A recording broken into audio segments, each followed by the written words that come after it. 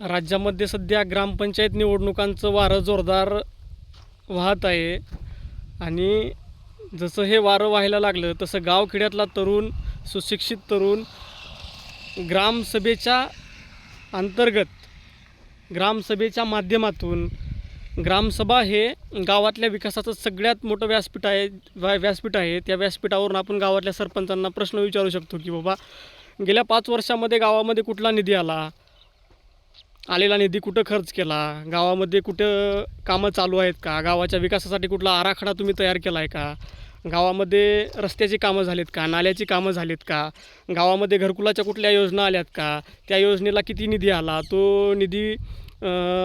वाटप झाला आहे का, कुठल्या लोकांना वाटप झाला आहे, त्याच्या याद्या आहेत का, गावातील आशा स्वयंसेविकांसाठी तुम्ही कुठल्या योजना राबवल्यात का, बचत गटासाठी कुठल्या योजना राबवल्यात का, गावामध्ये कुठले कर तुम्ही आकारत आहात का, अशा अनेक प्रश्न तरुण ह्या ग्रामसभेच्या माध्यमातून सध्या